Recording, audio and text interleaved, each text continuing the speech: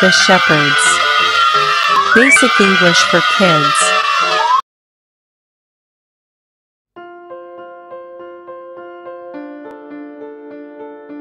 के मुताबिक जंगल में रहने को कहती थी। वो अपने बेटे को हमेशा से हॉटन के साथ खेलने से मना करती रहती थी। उसे लगता था कि हॉटन जंगल के बाकी सभी बच्चों को बिगाड़ रहा है।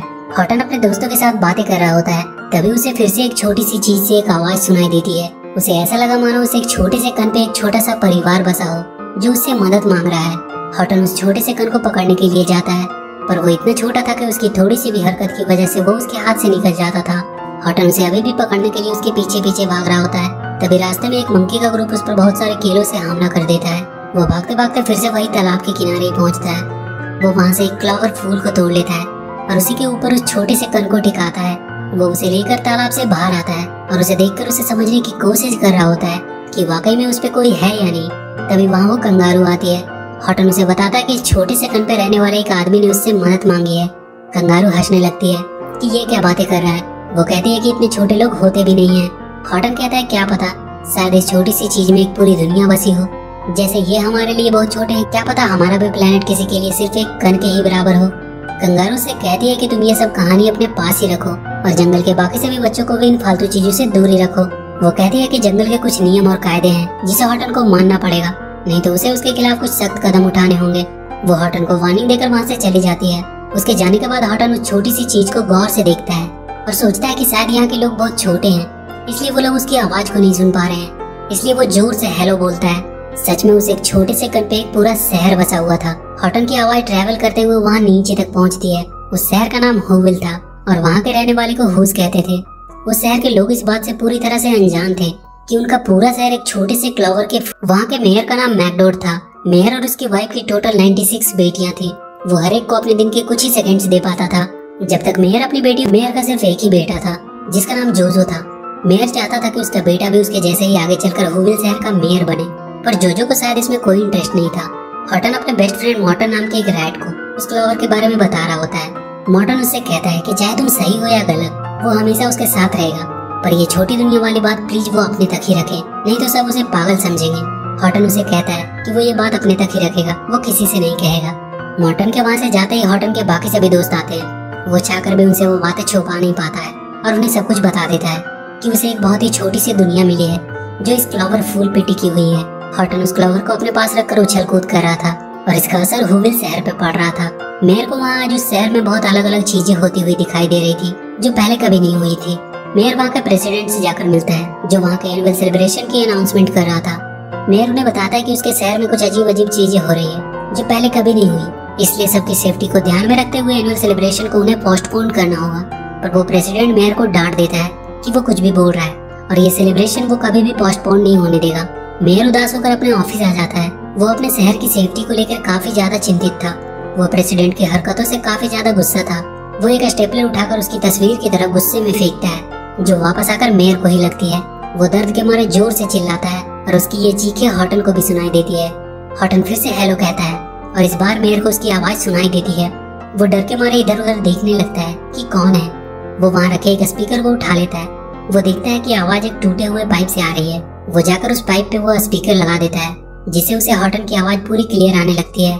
वो पूछता है कि कौन है वहाँ। हॉटन उसे अपना इंट्रो करवाता है। हॉटन उसे कहता है कि उसकी पूरी दुनिया एक फूल के ऊपर टिकी हुई है। मेयर को पहले लगता है कि कोई उनके ही ऑफिस का आदमी उनके साथ मजाक कर रहा है। तब हॉटन उसे यकीन दिलाने के लिए उसके शहर को शैडो में ले जाकर तुरंत अंधेरा और उजाला कर दिखाता है। मेयर को यकीन नहीं हो रहा था कि ये क्या हो रहा है, पर ये रियलिटी थी। अब उसे हूविल शहर की और भी चिंता होने लगी। वो बहुत घबरा जाता है। वो भागकर वहाँ के साइंटिस्ट डॉक्टर लूर के पास जाता है। वो उसे पूछता है कि अगर उनका शहर एक छोटे से फूल के ऊपर टिका हो तो उसे कैसे पता चलेगा। डॉक्टर लूरू से बताती है कि अगर ऐसा हुआ तो बहुत सारे चेंजेस हमें देखने पड़ेंगे। तुरंत मौसम भी बदल सकते हैं और अगर उनका प्लेनेट कहीं स्टेबल नहीं रहा तो वो पूरी तरह से डिस्ट्रॉय भी हो सकता है। मेयर भागता हुआ वापस आता है और हॉटन से बात करता है। वो उसे कहता है कि उसे उसकी थोड़ी मदद करनी होगी। हॉटन कहता है कि वो उनकी पूरी मदद करेगा। मेयर उससे कहता है कि उनके शहर को एक सेफ जगह पे रखना होगा ताकि कोई खतरा ना हो। हॉटन इधर उधर देखता है और फिर उसे जंगल के बीच में एक बड़े से पहाड़ के ऊपर एक छोटी सी गुफा दिखाई देती है और उसे ये सबसे सेफ और अच्छा जगह लगा उनके लिए। वो उस क्लोवर को लेकर आगे बढ़ जाता है और तभी उसके सारे दोस्त अपने पास एक क्लोवर लिए हुए आते हैं और हॉटन से कहते हैं कि उनके क्लोवर पे भी लोग रहते हैं। कंगारू का बेटा रूडी भी एक क्लोवर लिए हुआ था। जिससे वो कंगारू उस पर बहुत ज्यादा गुस्सा हो जाती है और कहती है कि ऐसी कोई चीज नहीं होती है, ये सब बकवास है।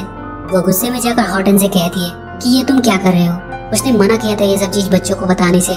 वो उसे अभी इसी वक्त वो क्लोवर उसे देने को कहती है, पर हॉटन उसे ये देने से मना कर देता है। वो कहता है कि चाहे कुछ भी हो जाए ये क्लोवर उसे नहीं देगा। सारे मंकीज का ग्रुप भी वहाँ उस कंगारू के सपोर्ट में आ जाता है। हॉटन वहाँ से भाग जाता है। अब वो किसी तरह जल्दी से उस बड़े से पहाड़ तक पहुँचना चाह रहा था। हॉटन को जंगल के बीच में एक लकड़ी का पुल मिलता है जो उसे पार करना था, पर वो पुल काफी कमजोर थी। वो हॉटन के बाहर से टूटने लगती है। हॉटन किसी तरह अपने आप को बैलेंस करने की कोशिश कर रहा होता है, पर इसके इतने हिलने डुलने की वजह से पूरे होविल में भूकंप आ रहा था। वो किसी तरह से उस पुल को पार कर पाता है। मेयर भागता हुआ अपने घर आता है। वो जोजो से कहता है कि घर में जितनी भी टूटने और गिरने वाली चीजें हैं उसे अभी के लिए हटा दिया जाए, और वो अपने रूम में लगे हुए लाइट को उतारने लगता है। तभी उसकी वाइफ आ जाती है। वो मेयर के इस बिहेवियर से शॉक में थी। मेयर अपनी वाइफ को सारी सिचुएशन समझाने की कोशिश करता है, पर उसकी वाइफ की समझ में कुछ भी नहीं आता है। रात को मेयर फिर से हॉटन से बात करता है और पूछता है कि क्या वो अभी तक सेफ जगह पहुंचे या नहीं। हॉटन कहता है कि अभी वो रास्ते में ही है, पर कोई टेंशन की बात नहीं है, वो उन्हें बहुत जल्द ही वहाँ सही सलामत पहुंचा देगा। तभी मेयर की वाइफ उसे नीचे बुला लेती है। आगे हम मेयर के बेटे जोजो को देखते हैं, जो रात में होविल शहर के बंद पड़े रिसर्च सेंटर में जाता था। शायद यही वो जगह थी जो उसे सबसे ज्यादा पसंद थी। इधर वो कंगारू एक वल्चर के पास पहुंचती है और उससे हॉटन की वो क्लोवर छीन कर डिस्ट्रॉय करने की सुपारी देती है। हॉटन जंगल में सो रहा होता है और उसका क्लोवर वहीं बगल में रखा हुआ था। उसे बहुत ठंड भी लग रही थी। होविल की साइंटिस्ट डॉक्टर लूरू मेयर के पास भागते हुए आती है और उसे बताती है कि समर के सीजन में बर्फ गिर रहे हैं। वो कहती है कि होविल डिजास्टर की ओर बढ़ रहा है। मेयर जल्दी से हॉटन से बात करने की कोशिश करता है और उसे बताता है कि समर के सीजन में यहाँ बर्फ कैसे गिर रहे हैं। हॉटन देखता है जहाँ वो सोया था वहाँ ओस के गिरने से उन्हें ये प्रॉब्लम हुई है। वो अपनी गर्म फूंक मारकर सारे बर्फ को पिघला देता है। तभी हॉटन को वहाँ की झाड़ियों के हिलने की आवाज सुनाई देती है। वो डरने लगता है और वहाँ उसका दोस्त मॉर्टन आया था। वो हॉटन को बताता है कि बहुत बड़ी प्रॉब्लम हो गई है। कंगारू ने सारे जानवरों को उसके खिलाफ भड़का दिया है और वो लोग उसे जंगल से बाहर निकालने की बात कर रहे हैं। और वो कंगारू व्लाड नाम के एक वल्चर को उससे वो क्लोवर छीनने के लिए सुपारी दी हुई है। हॉटन उसे वार्निंग के लिए थैंक्स बोलता है, पर वो कहता है कि वो इस क्लोवर को सही सलामत उस पहाड़ पे पहुंचा कर ही रहेगा। हॉटन मेयर को समझाता है कि उसके ऊपर अब कभी भी हमला हो सकता है, इसलिए वो अपने सारे लोगों को कहीं सेफ जगह पर रहने को कहे ताकि कोई डैमेज ना हो। मेयर उसे कहता है कि उसके शहर के लोग एनुअल सेलिब्रेशन करने वाले हैं और उनका प्रेसिडेंट कभी भी उनकी बात नहीं सुनता है। तभी हॉटन पे वल्चर हमला कर देता है। वो भागने लगता है और होविल में फिर से भूकंप आने लगती है। हॉटन किसी तरह से उस क्लोवर को बचाता हुआ भाग रहा था। वो वल्चर किसी भी हालत में उससे उसका क्लोवर छीनना चाहता था और इधर होविल के सारे लोग इधर उधर गिर रहे थे। हॉटन उससे किसी तरह पीछे छुड़ाकर मेयर से पूछता है कि क्या वो सब ठीक है। होविल के सारे लोग मेयर के घर के आगे आकर जमा हो गए थे।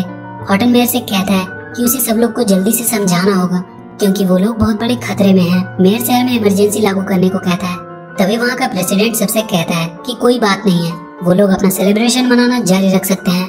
और सारे लोग भी मेयर के खिलाफ हो जाते हैं। उन सबको प्रेसिडेंट की बातों पे ज्यादा भरोसा था। मेयर उन्हें बहुत समझाने की कोशिश करता है, पर कोई उसकी बातों का विश्वास नहीं करता है। मेयर हॉटन से कहता है कि वो खुद होविल के लोगों को विश्वास दिलाए कि वो कितनी बड़े खतरे में है। हॉटन उन्हें अभी समझाने वाला था कि तभी वो वल्चर उस पर अटैक करता है और वो क्लोवर को लेकर उड़ जाता है। होविल में बहुत तेज हवाएं चलने लगती है, पर तब भी उस प्रेसिडेंट को लगता है कि ये सब बस ऐसे ही हवाएं चल रही है और कोई भी खतरे की बात नहीं है। हॉटन उस वल्चर के पीछे अभी भी भाग रहा था, पर जब तक वो उसे पकड़ पाता वो वल्चर उस क्लोवर को नीचे बहुत सारे क्लोवर के बीच फेंक देता है। वहाँ बहुत सारे क्लोवर्स थे, उनमें से हॉटन को अपना वाला क्लोवर मिलना लगभग नामुमकिन था, पर फिर भी वो हार नहीं मानता। वो दिन भर बिना रुके उस क्लोवर को ढूंढता रहता है। तभी उसे एक उड़ता हुआ क्लोवर दिखाई देता है। वो उसे जाकर जल्दी से पकड़ता है। ये उसी का क्लोवर था। वो मेयर को आवाज देता है, पर उधर से कोई आवाज नहीं आ रही थी। वो वहीं उदास होकर गिर जाता है। कुछ देर बाद हॉटन को मेयर की आवाज सुनाई देती है। होविल के सारे लोग अब हॉटन को सुन रहे थे और उन्हें अब मेयर की बातों पे भरोसा भी था। मेयर हॉटन को अपनी पूरी फैमिली और शहर के लोगों से मिलवाता है और कहता है कि सारे होविल और वहाँ के लोग उस पर पूरा भरोसा करते हैं। हॉटन उन्हें लेकर आगे बढ़ जाता है। कंगारू को जब पता चलता है कि हॉटन के पास अभी भी वो क्लोवर है, तो वो सारे जंगल के जानवर को इकट्ठा करती है और उसे बताती है कि हॉटन की वजह से सारा जंगल खतरे में है और अगर उन लोगों ने हॉटन को अभी नहीं रोका तो उनके बच्चों पे इसका बहुत बुरा असर पड़ेगा। जिसे सुनकर जंगल के सारे जानवर गुस्सा हो जाते हैं और वो लोग हॉटन को पकड़ने के लिए निकल जाते हैं। हॉटन अभी रास्ते में ही था, तभी वो अपनी तरफ जानवर का एक पूरे झुंड को आता देखता है। सब उन्हें चारों तरफ से घेर लेते हैं। कंगारू उससे क्लोवर को उसके हवाले करने को कहती है, नहीं तो वो लोग उसे पकड़कर पिंजरे में डाल देंगे। हॉटन उन्हें बताने की कोशिश करता है कि इस क्लोवर पे एक दुनिया बसती है जिसे वो बर्बाद नहीं होने दे सकता। कंगारू सारे जानवर से उसे पकड़ लेने को कहती है। मेयर ये सब बातें सुन रहा था।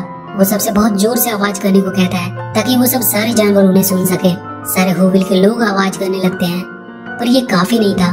मेयर देखता है जोजो कहीं जा रहा है। वो उसके पीछे पीछे उसके रिसर्च सेंटर में पहुंचता है, जहाँ वो देखता है जोजो ने बहुत सारे ऊंची आवाज निकालने की मशीन बनाया हुआ है। जोजो उन मशीन की मदद से और भी तेज आवाज निकालने लगता है।